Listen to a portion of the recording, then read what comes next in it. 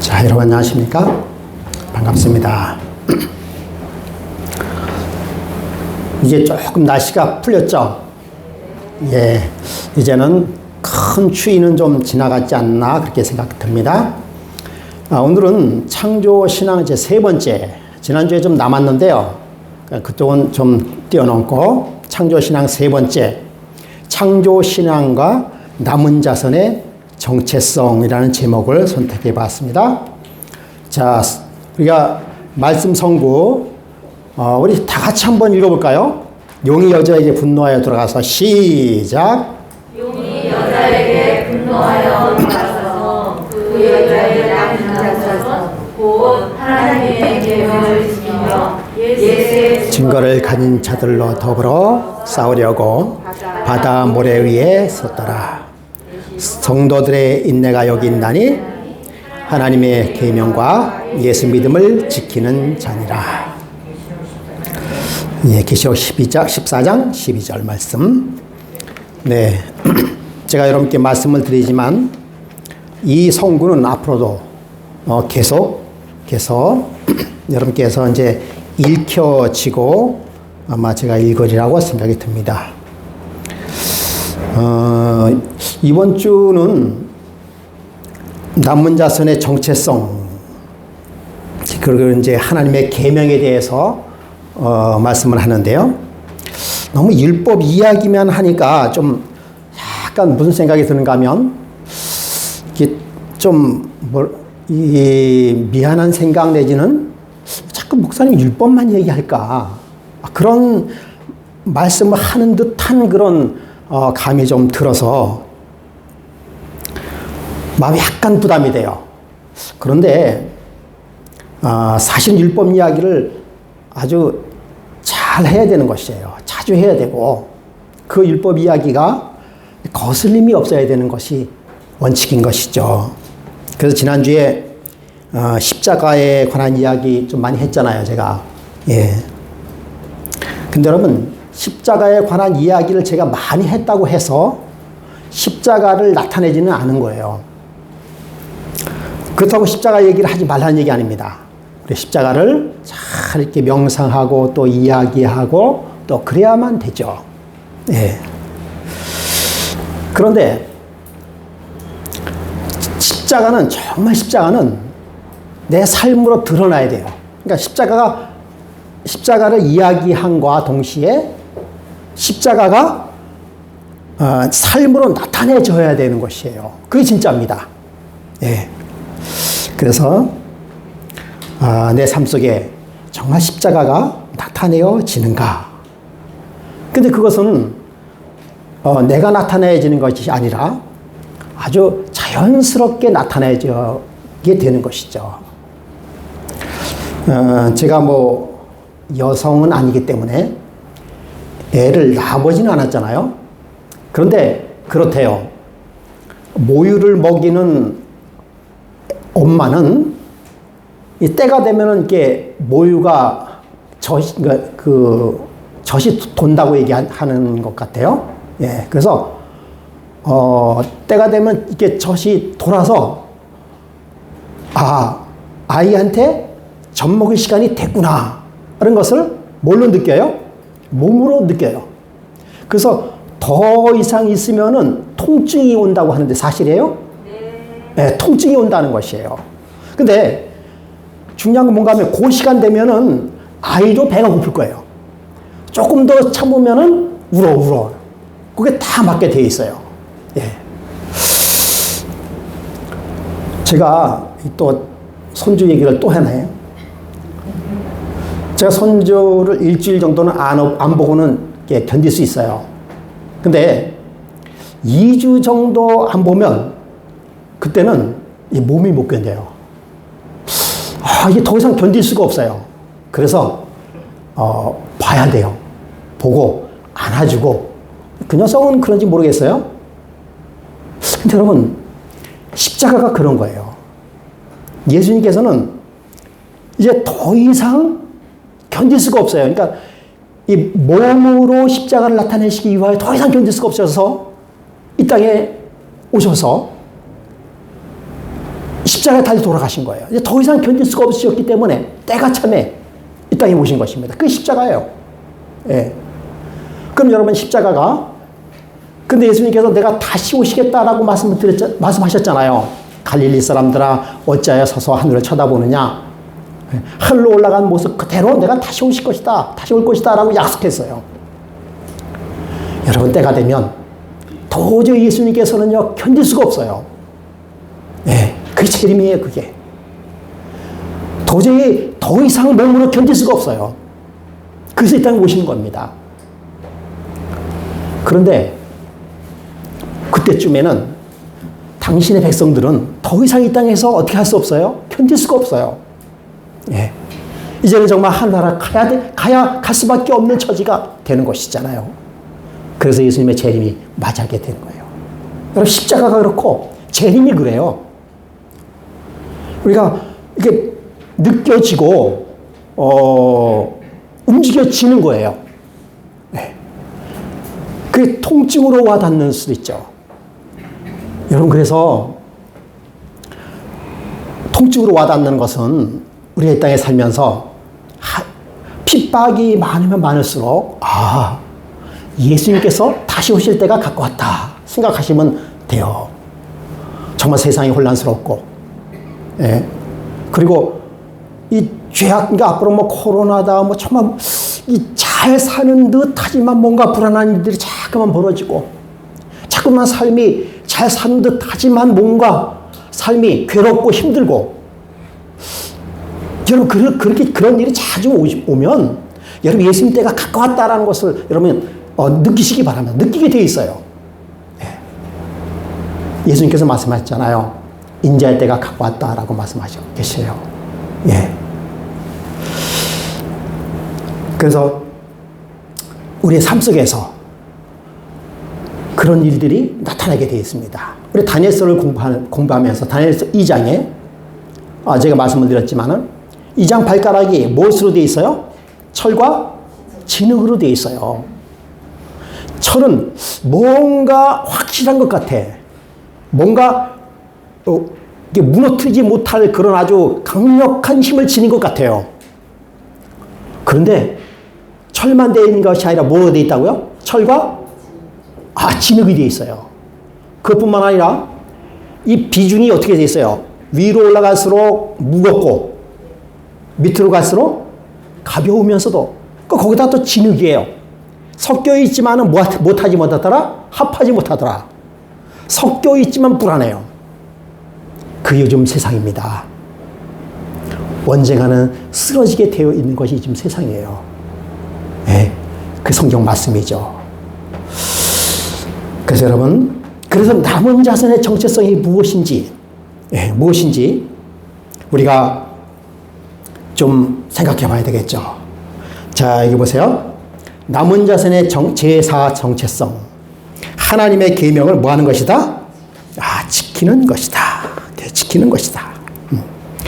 참 이게 하나님의 계명을 지킨다라고 하는 것이 우리가 마음속에 조금 부담이 될 수도 있어요. 지켜야 한다. 네? 그래서 여기서 보니까 하나님의 계명이 무엇이고 하나님의 계명을 지킨다는 것이 무엇인가? 우리는 이 질문에 대하여 너무 쉽게 안식일을 지키고 안식일 예배 드리는 것이라고 그렇게 이야기하지만 그렇게 단순한 의미만을 갖고 있지 않는다라고 얘기했어요.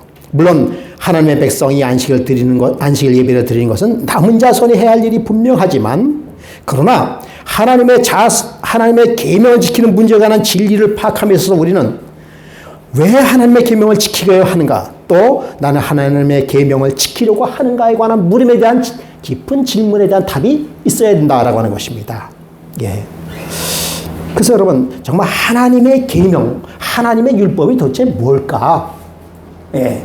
이 관한 생각을 한번 해봐야 되겠죠. 여러분 율법은 그림자다. 맞습니까? 예, 맞습니다.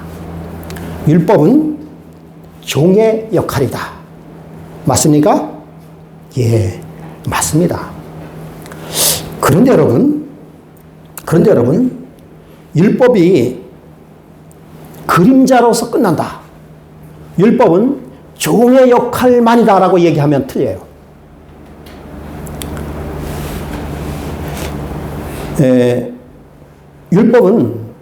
율법을 통해서 우리가 뭘로 볼 수 있어요? 심판도 볼 수 있는 것이에요. 율법은 또 우리를 뭐 하는 역할을 해요? 보호하는 역할을 합니다. 또 율법은 무슨 역할을 합니까? 죄를 지적하는 역할도 뭐가 하는 거예요? 율법이 하는 겁니다. 예. 그러므로 율법은 전인적인 그런 의미를 가지고 있어요. 여러분, 예수님이 이 땅에 계실 때, 이 땅에 예수님이 무슨 자격으로 이 땅에 오셨을까요, 예수님이요? 예? 여러분, 예수님이 이 땅에 어떠한 모습으로 오셨어요? 무슨 자격으로 이 땅에 오셨어요? 어떤 모습으로 이 땅에 오셨죠? 때로는 종의 모습으로 이 땅에 오셨습니다, 예수님께서. 그런데 예수님께서 이 땅에서 종의 모습으로만 사셨을까요?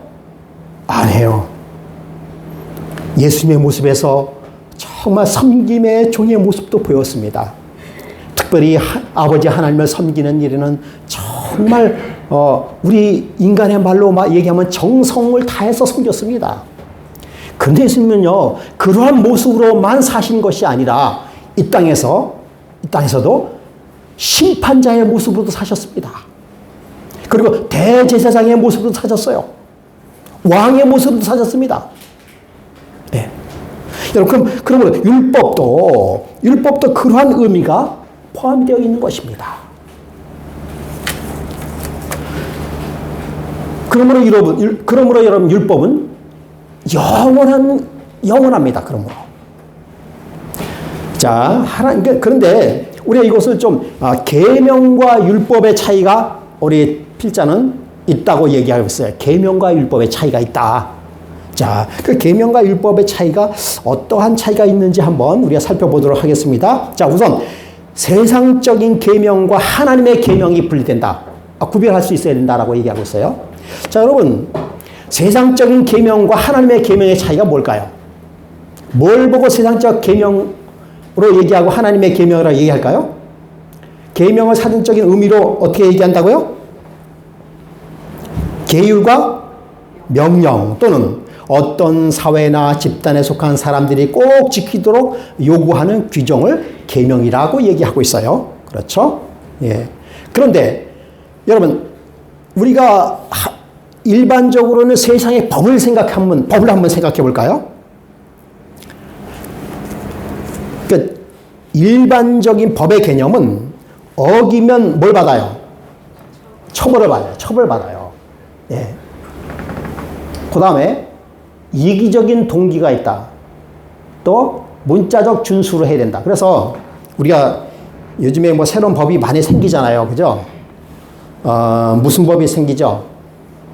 새로운 법이 여러 가지 생기는데 그 조항 하나가 대단히 중요해요.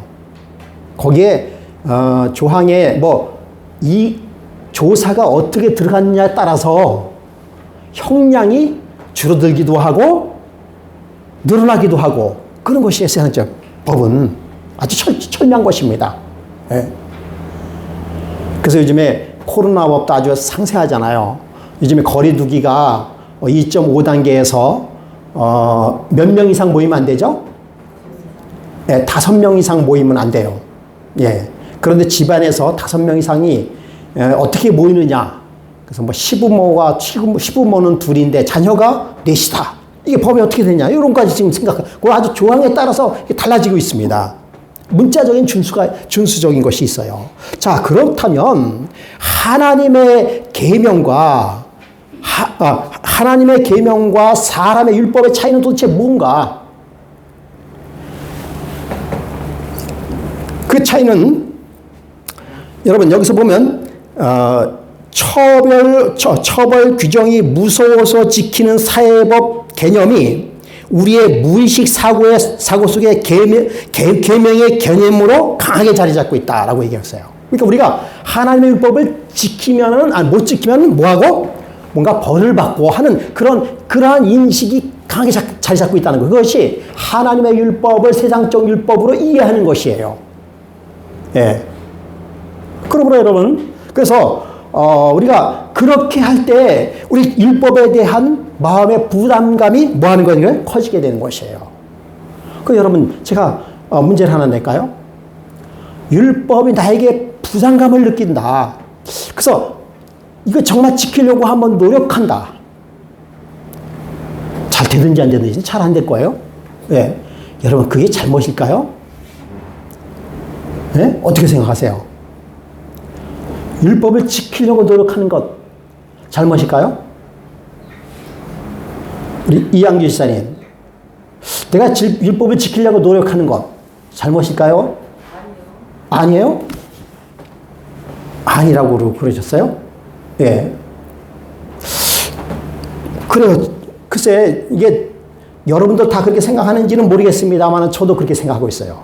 율법을 내가 지키려고 노력하는 것 자체는 절대 율법 나쁜 게 아니에요. 예. 그리고 율법을 지키다가 내가 넘어지고 깨지고 그게 잘못된 게 아니에요. 절대 잘못됐다고 생각하지 않습니다. 예. 정말 잘못된 것은 뭐가 잘못된 거면, 그런데 그 바람직한 건 아니잖아요. 우리가 아는 것은요. 예. 그러나 하나님께서 반드시 율법을 지키려고 노력한다고 한다면 올바른 길로 인도해 줄 거예요. 반드시 그렇습니다. 정말 율법을 내 양심적으로 순종하는 마음으로 내 율법을 지키려고 한다면 바르게 하나님께서 인도해 주실 것이에요. 왜냐하면 율법이 하는 일이 그거거든요. 여러분, 율법은 정말 여러분 이제 처음부터 여러분 여기 교회에 하나님을 알고 오시는 분이 얼마나 되겠어요. 그렇잖아요. 다니다 보니까 하나님의 의미를 깨닫고 그런 분 대부분이지 않아요? 뭐 어떤 분은 그냥 길거리에 가다가 그냥 계시를 봐가지고 이게 진리다라고 오시는 분도 뭐 있긴 있겠습니다만 몇 명 그렇게 저는 많지 않다고 생각이 들어요. 그죠? 떠밀려서 오게 되고, 그죠? 오라 해서 오게 되고, 예. 막 안 오면 또 막 약간의, 그래서 오다가 보니까, 그러다 보니까 정말 하나님의 진리의 길로 우리 인도한 것 아니겠습니까? 예? 그 자체가 그것이 나쁜 게 아닙니다. 여러분, 율법을 내가 마음속에 정말 순종하기로 마음 먹으면 어쩔 수 없이 우리는요, 율법의 도움을 받아야 되는 거예요. 그게 몽학 선생이라고 얘기하잖아요. 예. 그래서 율법은 십자가로 우리를 이끄는 몽학 선생이에요. 예. 그래서 율법에 의하여 우리가 예수 그리스도를 알게 되는 것입니다.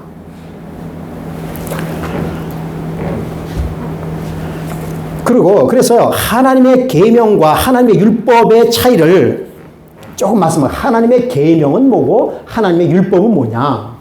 하나님의 계명과 하나님의 율법. 여러분, 이것을 쉽게 얘기하면요, 하나님의 계명과 율법의 차이는요, 하나님의 계명은 하나님의 율법을 지키도록 이끄는 것이 하나님의 계명이에요.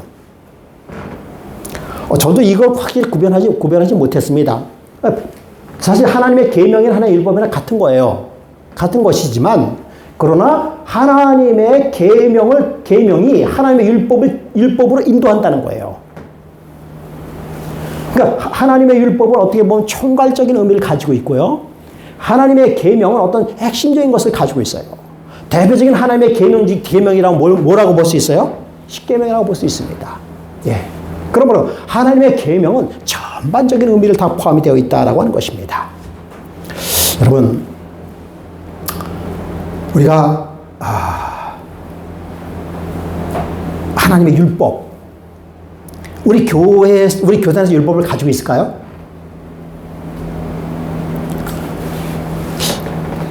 율법을 가지고 있어요.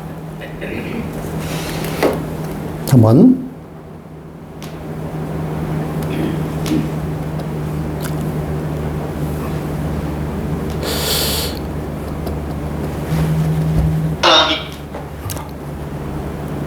이렇게 넘치고 나지가 않더라고요. 그러다가 성경을 다시 보기 시작했습니다. 그때 하나님께서 여러 가지 저의 삶을 보여주셨어요. 그 다음에 여러 일도 있었고 그랬는데 그 삶을 보여주면서 죽었다 깨어나는 경험을 했습니다. 그런 경험을 하면서 저 자신을 돌아보면서 내가 갖고 있는 사랑의 얘기들을 진리의 얘기들을 다시 보기 시작했습니다. 우리 28개 교리, 우리가 말하는 하나님의 계명이 하나님의 말씀이기도 하고요. 하나님의 계명을 지키면 하나님의 말씀이라고 또 페이스북에 나오잖아요. 그것은 우리가 갖고 있는 모든 진리입니다. 그 진리가 요약된 것이 28개 교리, 저희가 갖고 있는 교리가 되겠습니다. 성경에 나온 것들이죠. 그걸 하나하나 보는데 보이기 시작하더라고요. 그 진리 하나하나 보는데 다 뭐라고 나오냐면, 여러분 다 아시잖아요. 요한복음 5장 39절에 너희가 성경에서 영생을 얻는 줄 알고 상고하거든요. 이 성경은 누구에 대한 것이라고요?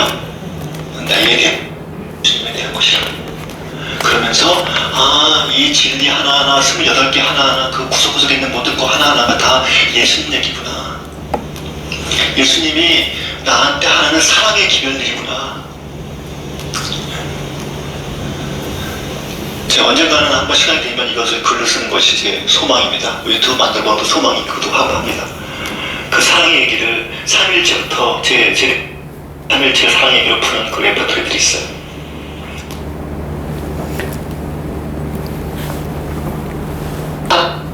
여러분, 우리에게 율법이 있습니다. 28개 기본규리라고 하는 율법을 가지고 있어요. 여러분, 여러분, 우리가 그게 하나 예수님의 이야기라고 여러분 믿어지십니까? 저기 임승우 목사님은요, 28 기본 교리가 하나님에 대한, 예수님에 대한 이야기래요. 진리라고 얘기하고 있어요. 어떻게 교리가 진리가 될까요? 사실은 진리가 아닌 교리는요, 사실 교리가 아닙니다. 네. 여러분, 집에 28 기본 교리 한 권씩 다 가지고 계십니까? 그래서 그거 자주 우리가 보고 있습니까?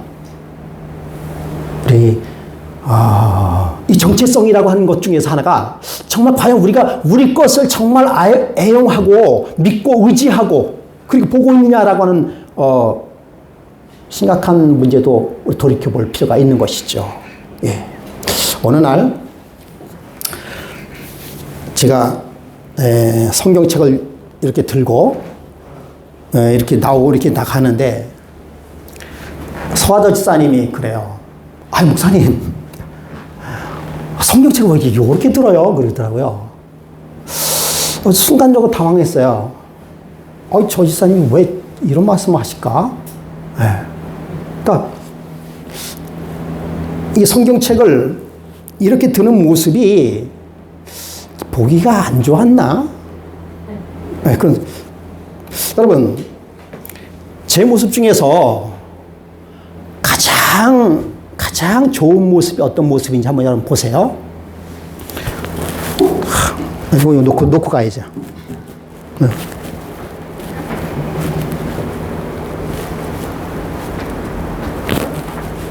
이렇게 다니는 거 하고요. 이렇게 다니는 모습.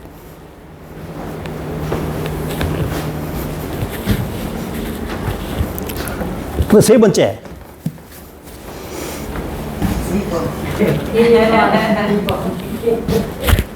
1번. 어느 모습이 가장 여러분께 보시기에 좋아요? 1번이에요? 2번이에요? 1번이라고 하시는 분. 왜요? 너무 이렇게 소중한 모습으로 이렇게 보여지잖아요. 그죠? 예. 우리 김연애 사람 2번이라고 했는데 왜 그러세요? 내가 소중히 않을 때와 다닐 때와는 다르잖아. 다닐 때 이렇게 안고 다니는 많이 다닐 때 하고 소중하게 할 때하고 틀리다. 지사님 의미 있어요. 예. 그래서 저는 다닐 때를 생각합니다. 목사님이 다닐 때. 이렇게 안고 목사님이 다니면 너무 그죠? 너무 지나친 것 같아. 여러분, 이렇게 다니시는 분 누구예요? 신부님. 성부와 성자와, 신부님이 그렇게 다니는 욕 안 해요. 신부님은 그렇게 다니시고, 뭔가, 그렇지 않아요. 근데 목사가 이러고 다니면, 근데 여러분, 이게, 제가 왜 이런 말씀을 드리는가 하면, 저의 이 모습에서 여러분의 느낌이 들리다는 거예요. 자, 제가 가지고 있는 느낌은 둘째 문제고, 저의 모습에서 여러분들의 보는 모습이 감동이 틀리다는 겁니다. 제일 무난한 건 집사님 말대로 이 정도 제일 무난한 것 같죠, 그죠? 예. 이거 이렇게 교회 목사가 이러고 다니면 좀. 근데 내가 서야 집사님, 그럼 목사 어떻게 하고 이러고 다녀요? 목사님? 집사님? 이렇게 얘기했어요. 그러니까 또 너무 이렇게 하면, 너무 이렇게 다니면, 좀 지나쳐 보인다라고 하는 그런 느낌이 든다는 거. 이게, 여러분, 이게 율법에 관한 다른 사람들이 보는 입장이에요. 예. 그래서 우리가, 율법을, 그러니까 이렇게 지는 거하고 이렇게 하는 거하고 내 마음 자체가 틀려져요. 예. 여러분 성경을 목사가 이루고 다녀봐요. 저희 목사야, 아니 평신도 또 그렇지. 예, 목사야 하는 내 마음의 느낌과, 그죠? 내 마음의 느낌과 그 보는 사람의 느낌이 다 틀려진 거예요. 예. 그러나 너무 또 가히 오르고 다니면, 그냥, 그럴 수 있어요. 이렇게 계시는 분 있어요. 정말 마음에 진심으로 계시는 분 있어요. 정말 성경책이 이렇게 너무 좋아가지고, 예, 너무 좋아가지고 말이에요. 예. 여러분, 우리 하원이를 여기 이렇게 한 손으로 끼고 다닐까요? 아니면 뭐 멱살 잡고 덜렁덜렁 다닐까요? 우리 하원이가 뭐냐, 안고 이렇게 다니잖아요. 그 내 마음이잖아요. 내 마음 가지고 통한다는 것이죠. 여러분, 율법이라고 하는 것이 내가 그 지켜지는 그 모습이 다른 사람에 봐서 감동을 받아야 되는 거예요. 근데 그렇게 함으로 누가 감동을 받는가 하면 내가 감동을 받는 거예요.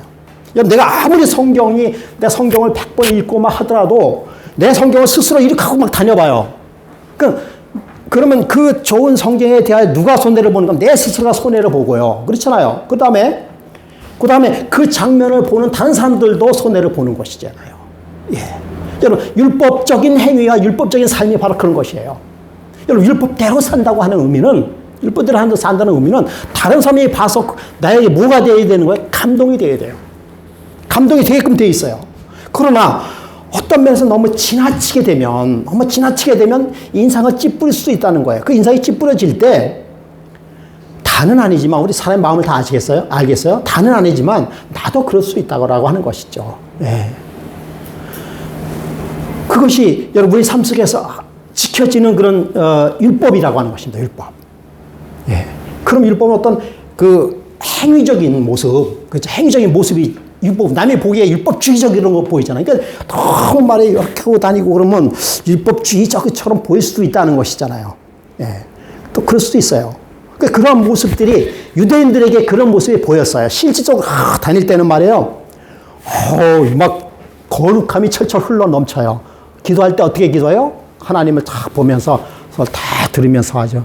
거룩한 건 다 가지고 있어요. 네. 그런데 그들의 삶을 이렇게 돌이켜보면, 양심적인 하나님의 삶을 돌이켜보면 그렇게 살지 않기 때문에 너희가 하나님 예수님께서 그것을 꼬집는 것입니다. 예. 그러므로 하나님의 율법, 여러분, 그분의 모든 행위의 근본은 사상과 원칙, 즉 하나님은 사랑이시다. 그분의 본성과 그분의 율법은 사랑이다. 그분의 율법은 그분의 본성의 사군이다. 여러분, 이거 믿습니까? 이 말씀 믿어요? 네? 하나님은 사랑이라는 거 다 믿어요. 그렇잖아요? 그런데 그 사랑이 하나님의 본성인데 그 본성이 사랑이다. 율법이 사랑이다. 율법은 그분의 품성의 사본이다. 사실 이렇게 얘기하는 것은요, 우리 가래 뽑은 기별과 부조와 선지자에 나와 있지. 성경에 그분의 율법은 사랑이다라고 이야기하지 않고 있어요. 그렇게 직접적으로 나오는 것은 아니에요. 그러나 율법이 하나님의 계명이 사랑이다라고 나와 있어요. 그렇죠? 예. 하나님은 사랑이시고 계명은 내 이웃을 내 몸과 같이 사랑하는 것과 그 다음에 하나님을 사랑하는 것이에요. 그러므로 계명은 전부 다 뭡니까? 사랑이에요. 예, 사랑입니다. 그러면 이 하나님의 품성인 사랑이 예수님 오실 때까지만 사랑을 품고 없어지는가요? 예? 율법과 선지자는 모세 때, 요한 때까지라고 했어요. 요한 때만 되면 그 본성인 율법의 사랑의 품성이 없어지는 것일까요? 아닙니다. 아니에요. 우리 잘 아시는 바대로 그러니까 모세가 주어졌던 그 율법의 돌 위에 새겨져 있는 그 율법은 이제 하늘로 옮겨지고 대신 그 율법이 어디로 갔다고요? 마음속에 신비에 새겼다는 것이에요. 제가 지난번에도 말씀을 드렸죠. 이스라엘 백성들이 이 사실을 알면 놀랄 일이에요. 이스라엘 백성들은 율법을 가까이 가지도 못하고 보지도 못했어요. 율법을. 누구에게 그 율법을 귀동냥에서 들었어요? 아론과 모세와 여호수아를 통해서만 그 율법을 들었어요. 그 율법에 대해 순종했어요. 근데 여러분, 예수님이 십자가에 달려 돌아가시면 그 거룩하신 율법이 우리의 마음속 신비에 새겼다고 하는 것입니다. 그건 뭐라 여러분, 양심적으로 생각해 볼 때, 그러니까 하나님에 대한 뭐라 그럴까요? 하나님에 대하여 알고 느끼고 생각하는 것이 전에보다 더 깊어지고 더 넓어졌을까요? 당연하잖아요. 율법이 내 가슴속에 와 있는데. 예. 그것과 반면으로 우리가 그것을 잘못 알았을 때는 더 율법주의로 빠질 수가 있어요. 왜? 율법이 내 가슴속에 와 있는데. 그러니까 여러분, 예수님 십자가 이후에 더 율법주의로 빠질 수 있다니까요. 내 율법이 내 가슴속에 와 있는데. 그래서 오늘 이제 이야기가 이제 그런 이야기도 같이 포함이 되어 있어요. 예. 그 반면으로 우리는 그 거룩한 하나님의 십계명이 우리 가슴속에 와 있기 때문에 아주 세미한 하나님의 음성을 들을 수 있어요. 율법이 내 가슴속에 와 있는데. 그러므로 그 세미한 하나님의 율법의 음성에 따라서 어떻게 돼요? 그 하나님의 율법이 우리 가슴속에 와 있는 사람은 거의 자동적으로 하나님을 따르게끔 되어 있어요. 거룩한 율법이 우리 가슴속에 와 있는데, 예. 만약 그게 아니라면 율법이 내 가슴속에 없는 거예요. 여러분, 이거 논리 아니에요? 논리? 정확한 논리 아니에요? 하나님의 율법이 내 가슴속에 있다고 한다면 내 삶의 율법이 나타나게 되어 있죠. 그렇지 않다면 거짓 율법이겠죠. 아니, 율법이 없는데 있는 것처럼 사는 거겠죠. 그렇잖아요? 정말 하나님의 거룩한 율법이 내 가슴속에 신비에 새겨져 있다고 한다면 그것은 자연적으로 그 율법에 대해서 내 삶 속에 어떻게 되어 있습니까? 나타나게 되어 있습니다. 그게 하나님의 은혜예요. 거기에다가 가만히 놔두지 아니하시고 성령이 우리와 함께 계시다라고 약속해 주셨단 말이에요. 그런데도 내 삶이 목사의 모습의 삶 속에서 예수 그리스도의 사랑의 모습이 안 나타나지 않는다고 한다면 그건 율법이 잘못된 게 아니라 하나님의 말씀이 잘못된 것이 아니라 내 가슴속에 하나님의 말씀이 없는 거예요. 예. 없는데 있는 척하고, 예. 그런 것이지 절대 우리의 가슴속에 하나님의 사랑의 율법이 자리 잡았는데도 그 모습이 있지는 않습니다. 확실한 거예요. 이건 정말 과학입니다. 네, 분명한 진리죠. 단지 우리는 연약하기 때문에 어떨 때는 율법을 가슴에 가지고 있다가 어떨 때는 율법을 내버려다가 사실 그런 것이 반복될 수는 있지 않을까요? 여러분, 그분의 율법은 그분의 품성의 사본입니다. 그래서 여기 보면 그래서 이렇게 마지막 시대 하나님의 특별한 계명은 창조 기념일의 안식일이다. 이제 확 띄워가지고 이제 이렇게 탁 말씀했어요. 예. 자, 이것은 제가 지난번에 아주 수없이 이야기했기 때문에 예, 그냥 넘어가겠습니다. 예. 그래서 하나님의 계명의 목적은 무엇이냐? 무엇을 하여 하는다. 그렇죠? 그 문자적인 개념과 관점과 그러니까 이제 여기 나와 있는 것처럼 어떤 율법사가 하나님 앞에 이제 예수님 앞에 왔어요. 여러분 율법주의자라고 하는 것은 82쪽에 보면요. 위쪽에 86쪽 위쪽에 보면 율법주의자 이기적인 동기와 목적을 가지고 율법을 지키는 사람들을 가리켜 우리는 율법주의자라고 부른다라고 얘기하고 있어요. 우리는 네. 그런데 이제 한 율법사가 부자 법관이 예수님에게 찾아왔어요. 뭐라고 찾아왔습니까? 선생님이요, 선한 선생님이요, 내가 무엇을 하여야 영생을 얻으리까? 라고 질문을 했습니다. 예. 여러분, 여기서 선한 선생이요, 내가 무엇을 하여야, 그렇죠? 하여야 구원을 얻겠습니까? 라고 질문했어요. 그런 사실은 뭔가 하면, 이 부자 법관의 이야기는 이게 무엇을 하여야, 그러니까 이 문자적인 관념을 가지고 있었어요. 뭔가 이렇게 행위를 해야만,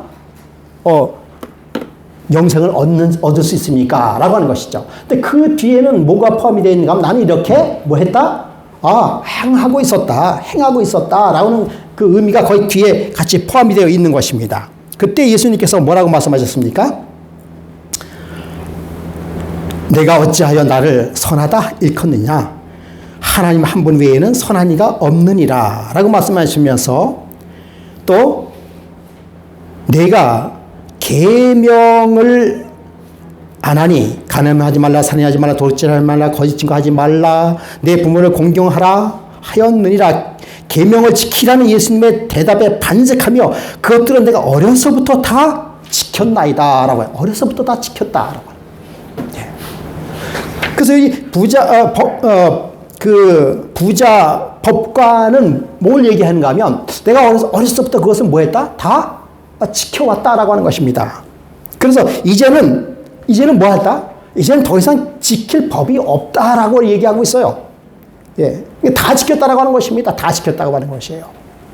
그때 예수님께서 뭐라고 얘기했어요? 그래, 너 다 지켰냐? 좋아. 그래, 다 지켰지.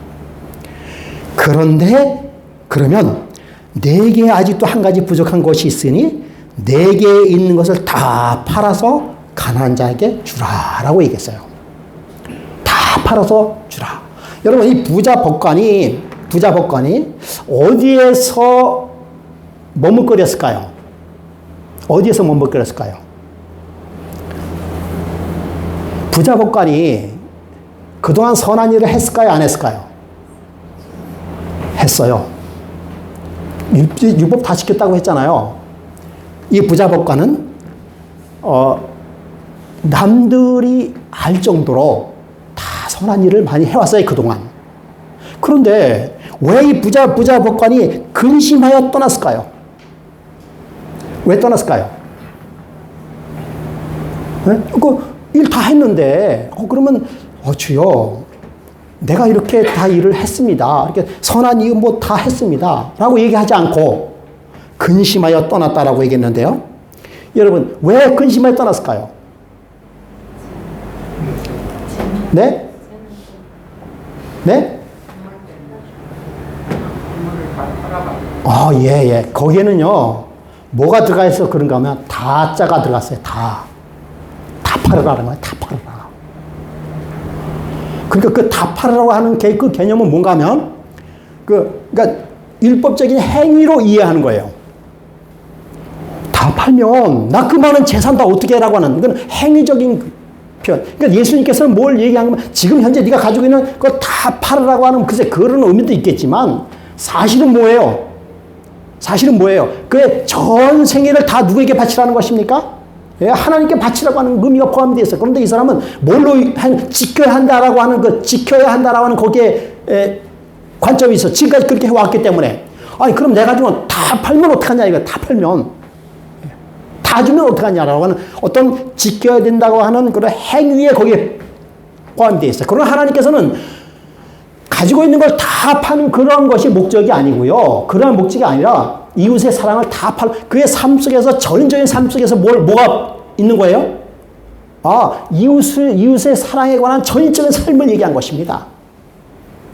그것을 이 행위적이며 그 다음에 문자적인 이 법과는 이해를 다 못했어요. 여러분, 예수님의 그 의미를 이해한 사람은 다 줘도 되고 안 줘도 되고 그와 크게 상관이 없어요. 이미 그는 그의 삶은 전인적인 삶을 살고 있기 때문에. 여러분, 그 부자복권과 그 부자복권이 근심해서 떠난 이유가 바로 그 차이인 것이에요. 다짜에 무너지니까 다짜. 야, 이거 다 줘야 되는구나. 내가 그 많은 재산 다 줘야 되는구나. 그건 나 힘들어. 여기에서 여러분, 다 가져가든지 안 가져가든지 그거에 다짜의 목적이 있는 것이 아닙니다. 예수님은 그의 삶의 전인적인 것이 목적이었어요. 그 재물보다도 누굴 더 사랑하기를 원했습니까? 하나님을 더 사랑하기를 원했어요. 그래서 그러한 시험을 극렬하게 받았던 사람이 누군지 아십니까? 욥이에요. 욥. 네가 하나님을 사랑하지? 욥이 너 하나님을 사랑한다고? 아이, 천만에.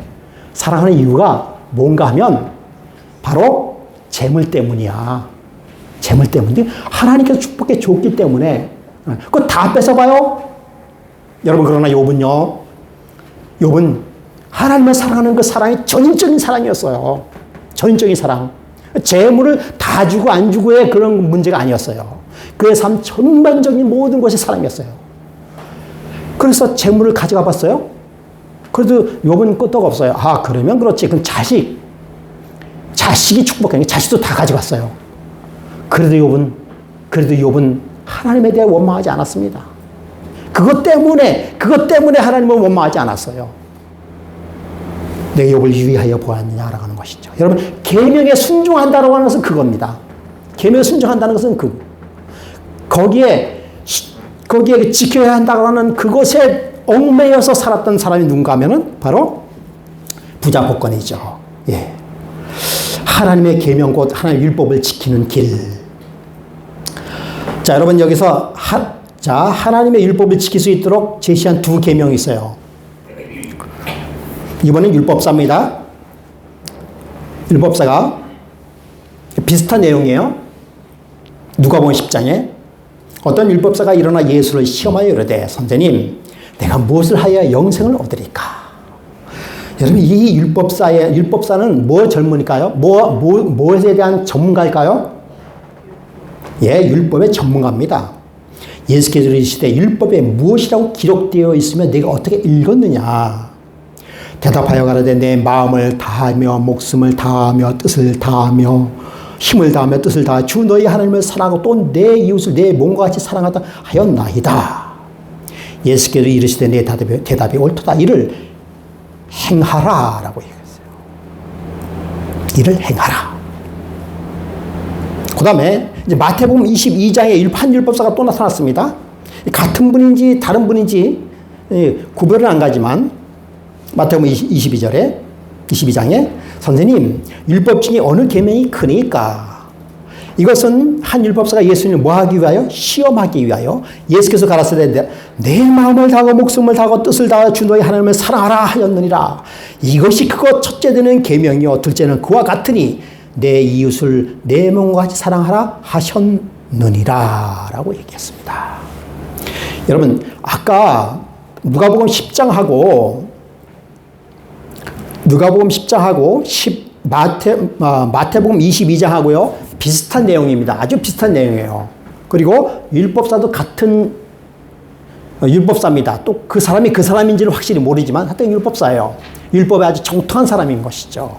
여러분, 그 율법사가 한 이야기는 무슨 얘기인가 하면은 계명에 두 가지 계명이 있음을 누구도 시인했습니까? 율법도 시인했어요. 하나는 뭔가 하면 이웃 대한 사랑이고 하나님은 이웃에 대한 사랑인 것입니다. 라고 이야기했어요. 그건 좀 우리가 너무나 잘 아는 것이죠. 그렇죠? 예. 그래서 예수님께서 이것을 지키기 위하여 내 마음을 다하고 목숨을 다하고 뜻을 다하고 힘을 다하여 주 너희 하나님을 사랑하라 라고 얘기하는 것입니다. 이렇게 사랑하라고 하면 여러분도 부담이 되잖아요. 그렇죠? 목숨을 다하고 뜻을 다하고 주 너희 하나님을 사랑하라. 예. 다 사랑하라. 근데 이 교재에서 얘기한 것처럼 이 율법사는 하나님의 사랑과 이웃의 사랑을 분리해 봤어요. 분리해 놓고 생각했어요. 누가복음 10장에는요, 분리했습니다. 네. 그러니까 이웃에 대한 사랑과 하나님에 대한 사랑, 네. 이걸 이웃에 대하여 내가 철저히 지켰습니다. 라고 분리했어요. 근데 마태복음 22장에서는 예수님께서 이렇게 얘기했습니다. 이것이 크고 첫째 되는 계명이요, 둘째는 그와 같으니 내 이웃을 내 몸과 같이 사랑하라. 그러니까 여러분, 크고 첫째는 계명이요, 둘째는 무엇과 같다? 그와 같다. 그는 뭐예요? 크고 첫째 되는 계명과 둘째 계명이 같다라고 하는 것입니다. 예수님의 설명은 그것이었어요. 그러니까 뭔가 하면 이제 보통은 우리가 이렇게 생각하죠. 이렇게 생각하는 것이 아니라 우리는 대부분 우리가 다 이걸 이해하고, 여러분 이게 무슨 얘기인지 여러분 이해하시죠? 예. 그러니까 율법사는 어떻게 생각했는가 하면 내 이웃을 내가 잘 이렇게 하는 것이, 이웃을 이렇게 돕고 하는 것이, 그것이 하나님에 대한 계명을 지키는 것이다 라고 생각했어요. 그 틀린 말은 아니에요. 옳은 말입니다. 그런데 그 율법사는 그렇게 함으로 인해서 뭘 나타내는가 하면요, 자기가 이웃에게 막 행하는 그런 모든 일들이 곧 하나님이 하는 일이라고 해서 그것이 뭐에게 됐어요? 자기의 자랑거리가 됐어요. 예. 그 예수님께서 그것을 은근히 꼬집으시는 거예요. 내가 이렇게 율법을 잘 이웃을 다 지키고 했다는 것이죠. 근데 예수님께서 하시는 말씀은 뭔가 하면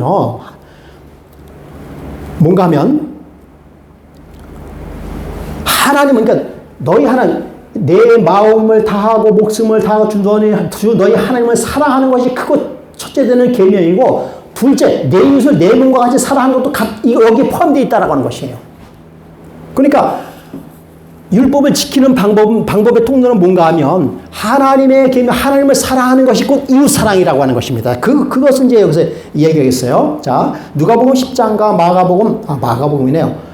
마가복음 22장에서 하나님의 율법을 지키도록 주어진 두 계명에 관한 관점의 차이를 구체적으로 밝혀라. 자, 하나님의 계명은 사실적으로 보면 두 개인데, 문제는 두 계명을 분리된 것을 생각하는 것이 문제라는 것이에요. 예수께서 하신 설명은 뭔가 하면 두 계명의 관계에서 그것은 크고 첫째 되는 계명이요, 이 둘째는 그와 같다라고 했어요. 그건 하나다라고 하는 것입니다. 자, 둘째와 첫째를 구분하는 이유는 뭔가 하면, 첫째를 통해서 어디로 간다고요? 둘째. 그러니까 하나님의 계명의 순종을 통해서 어디로 간다는 것입니까? 이웃의 계명으로 간다는 것이에요. 뭐 우선권이 있다고 한다면 어디 있다는 것입니까? 하나님의 사랑이 더 크다는 것입니다.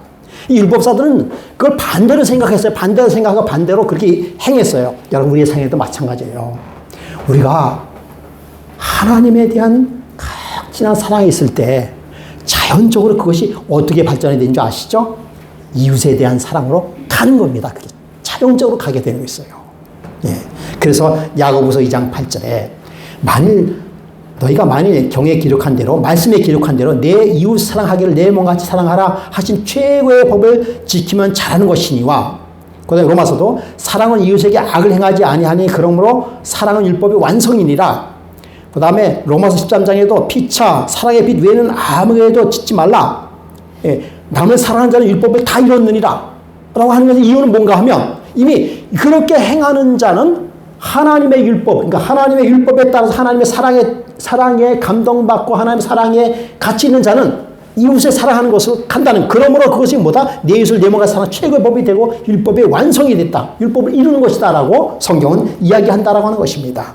그렇다면 하나님을 사랑하는 것이 이웃을 사랑하는 최고의 입구일까?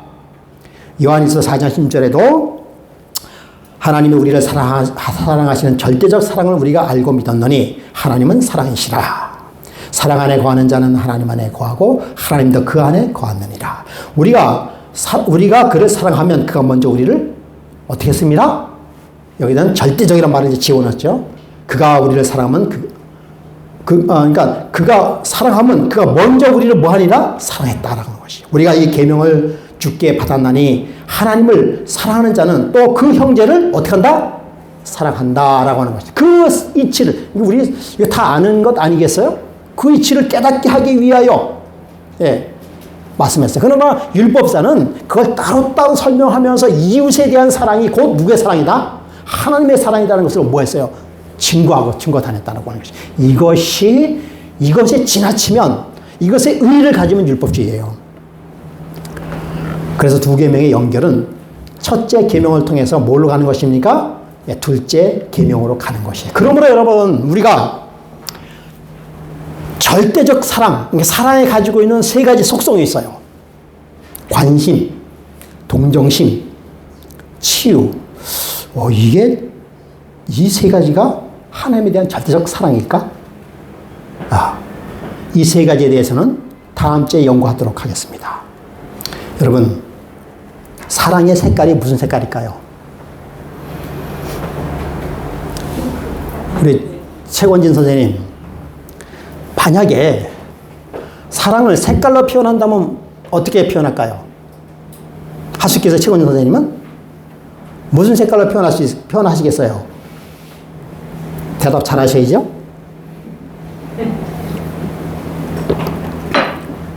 차라리 대답 안 하시는 게 낫겠어요? 최종옥 사모님? 만만한 게 최종옥 사모님입니까? 사랑을 색깔로 표현한다면 무엇으로 표현할까요? 빨간색. 좋아요. 아름답지 않아요, 사랑? 예. 어떤 사람은 사랑을 빨간 색깔로 표현하고요. 어떤 사람은 사랑을 파란 색깔로 표현할 수 있어요. 또 어떤 사람은 사랑을 노란 색깔인데 이게 진노란인가 황색인가 노란 색깔로 표현할 수가 있다고 하는 것이에요. 예. 그런데 내 마음속에 여러분 빨간 사랑, 파란 사랑, 노란 사랑이 있나요? 좀 추상적이고 좀 철학적인 얘기 같으네요. 제가 어제 이 사랑 때문에, 이 사랑 생각하느라고 잠을 못 잤어요.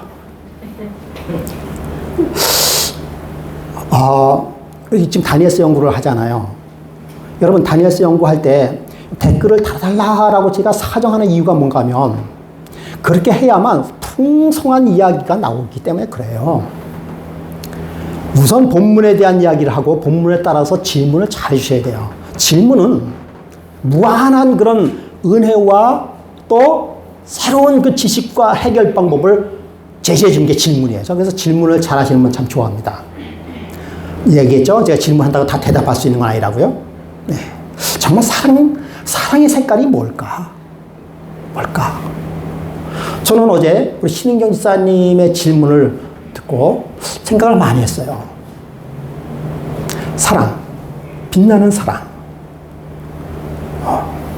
근데 다니엘서를 연구할 때 다니엘 8장을 지금 7장 지금 초반 중반 정도를 지금 약간 넘어가면서 연구하잖아요. 여러분, 그때는 그 교황이 득세하는 시대입니다. 교황이 막 일어나고 아주 작은 뿔은 우리가 지금 작은 뿔의 득세 이제 막 나타나려고 하는 거예요. 교황이 막 득세를 하고 그래서 교황을 막 만들기 위한 준비 작업이 로마 교회입니다. 로마 교회가 이제 로마는 망해가고 로마가 누구에서 망한다고요? 예? 누구예요? 여러분 강의 안 들으셨나요? 로마는 게르만 민족의 태이동을 해서 망하잖아요. 로마가 망하면서 로마의 힘없는 정치적인 세력과 그것을 통해서 그걸 누가 그걸 살렸어요? 어제 문제 중에서 나왔죠. 교회 감독이 로마의 그 정치적 힘을 가지고 그래서 그 교회 감독 중에서 그러니까 감독하면은 뭐 의정부의 감독이 있고 서울의 감독이 있겠죠, 그죠? 그리고 좀 힘 있는 감독이 정치와 경제 그걸 가지고 그 다른 민족이 쳐들어오는 걸 갖다가 막아냈어요. 이제 로마 정치는 무너져 버렸어요. 걔네들은 술과 뭐 방탕으로서 이제는 더 이상 능력이 없는 그런 사람으로 전락해버리고 그 다른 민족이 막 쳐들어오는 민족을 이제 로마 교회가 즉 이 교회당이면 이제 제가 예를 든다면 제가 막 군사를 일으켜가지고 북한에 들어오는 사람들을 막아내는 거예요. 세상 정치는 무너져 버리고. 그러면서 이 교세가 일어나면서 누가 커지는가 하면은 당 회장이 커지는 거예요. 그게 커가지고 그 중에서 대표한 사람이 뭔가 하면 교황이 되는 거예요. 그런데 그 교황이 얼마나 세력이 큰지 초대교회 사람들을, 기독교인들을 무수히 박해하면서 사람을 죽이고, 그래서 그 무서운 천리로 드러나는 거잖아요. 오늘 왜 저기 이만복 권사님 안 오셨을까? 그분이 참 지금 제가 하는 성경을 다 정리하고 일일이 정리하고 그렇게 지금 공부하고 계셔요. 그런 가운데 세상이 뭘로 변했어요? 완전히 로마의 로마의 사실 로마 교회의 그 권력 안에 세상이 점점 점령해 들어가는 거예요. 천리를 가지고 빻기도 하고 짓밟기도 하고 말이에요. 여러분, 그런 가운데 우리 신경 지사님이 질문하는데 하나님의 사랑은 어디에 갔어요? 하나님의 사랑은 어디 갔나요? 그런 가운데 예수님은 어디 갔나요? 여러분, 안 보이시죠? 여기에 세상은 검은색이에요. 도저히 아까 얘기했던 핑크빛 사랑, 또 붉은 사랑, 파란 사랑 다 없어지고, 드러났던 사랑들은 다 없어지고 어디 있는지 몰라요. 세상은 뭘로 변했습니까? 정말 교황의 세력으로 다 잠재되어 있었습니다. 여러분, 그런데 한 사랑이 나타나기 시작했어요. 저는 이것을 그래서 어제 저녁에 사랑의 색깔이 검은 색깔이구나, 그걸 깨달았어요. 여러분, 왜 사랑이 검은 색깔인 줄 아세요? 죄가 검기 때문에 그래요. 그 시대는 어둠의 시대입니다. 그래서 그 이후에 1260년도의 시대를 뭐라고 암흑 시대라고 표현해요. 너무 컴컴해. 어딘지 예수의 글쎄 사랑을 쳐다볼 수가 없는 그런 세상인 것이에요. 죄악이 세상에 풍면한 것입니다. 여러분, 죄는 어둠이에요. 여러분, 그 가운데 한 사랑이 그러니까 여러분, 어둠이 짙으면 짙을수록 새벽이 가까워요. 어둠은 빛을 드러냅니다. 이 낮에는요, 여러분 이게 포인트 잘 모르죠? 켰는지 안 켰는지 모르죠? 그러나 어두워졌을 때 키면요, 이게 얼마나 밝은지 몰라요. 그 세상이 어두워질 때, 세상에 정말 어두워질 때 드러나는 것이 뭔가 하면요, 빛입니다. 여러분, 그렇게 세상이 아주 어둡고 막 그랬을 때 한 빛이 나타났어요. 너무나도 연약해 보이고 너무나도 초라해 보이는 한 빛이 나타났는데, 여러분, 그렇게 로마 교회가 강하고 특수하고 그런 당시에 세상에 완전히 로마 교회가 이 세상을 차지하고 그 다음에 기독교들을 완전히 짓밟는 그때에 하늘에 계신 영광의 빛이 이 땅에 오셨어요. 그 한 빛이 예수님의 십자가입니다. 여러분, 그러니까 세상이 가장 어둡고 캄캄할 때 나타난 것이 예수 그리스도의 가장 큰 사랑이 나타났어요. 십자가의 사랑이 그때 나타났어요. 그때는 사랑이라 찾아볼 수 없는 것 같아요. 핑크빛 사랑하고 찾아볼 수 없는 그런 때에 어둠에 사랑이 나타났어요. 그것이 예수님의 사랑이에요. 근데 여러분, 제가 왜 사랑이 검은색으로 표현한 줄 아십니까? 내가 죄인이기 때문에 그래요. 죄인, 검은 바탕에는 빛이 드러나는구나. 그러니까 내가 죄인이라는 것을 깊이 느끼는 사람은 빛을 볼 수 있어요. 빛이 드러나요. 그래서 제가 이러한 글을 썼어요. 우리는 누구나 다 가지고 있는 것이 있는데 그것이 사랑이다. 이거 다른 말로 표현하면요, 우리는 누구나 다 가지고 있는 것인데 그것이 죄이다.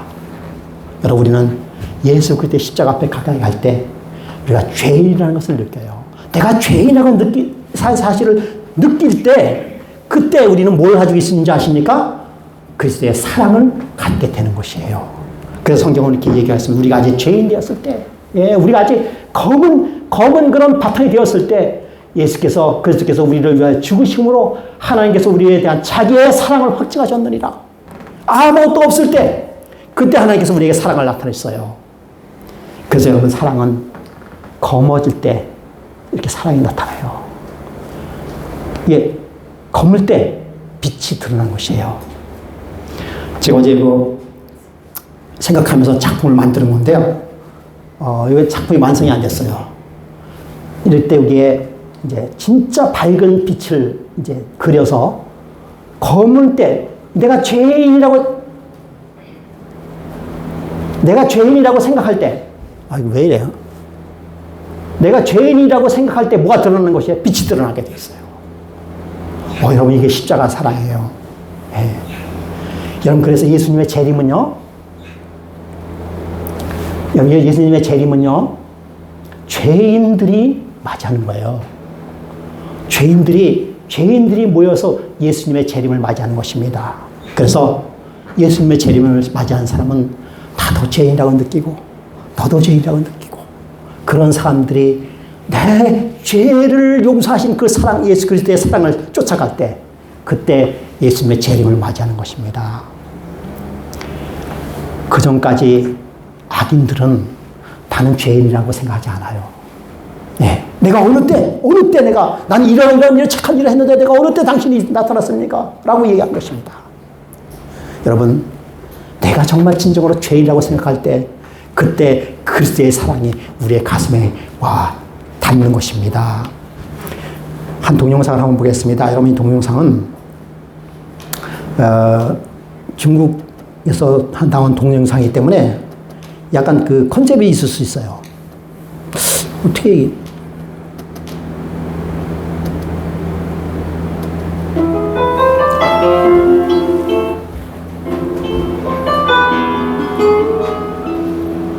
那是一个秋天，风儿那么缠绵，让我想起他们那双无言，就在那美丽风景相伴的地方，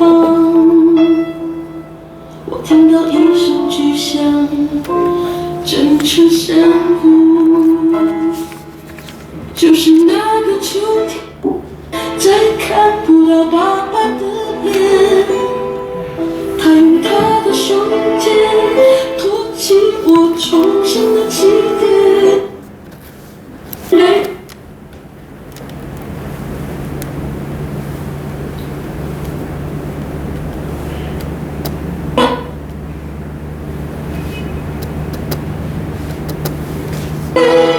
不要伤害。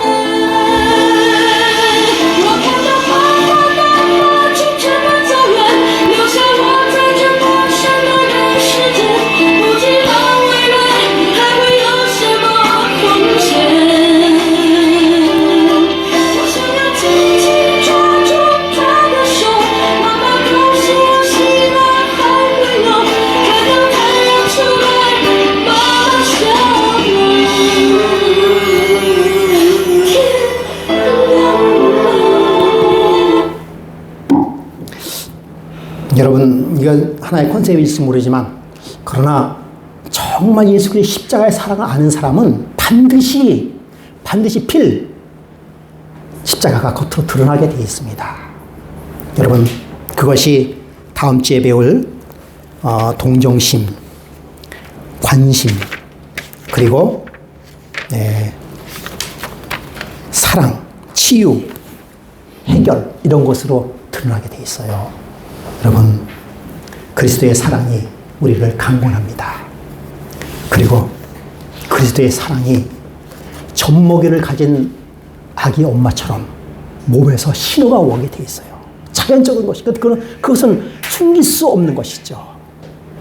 여러분, 예수 그리스도의 사랑이 우리를 강권하시고 주께서 오시는 날이 얼마 남지 않으면 여러분 기억하시면서 예수 그리스도께서 우리의 보내시는 사랑의 그 메시지를 우리 가슴속으로, 몸으로 느끼시는 우리 저와 여러분 되기를 간절히 바라겠습니다.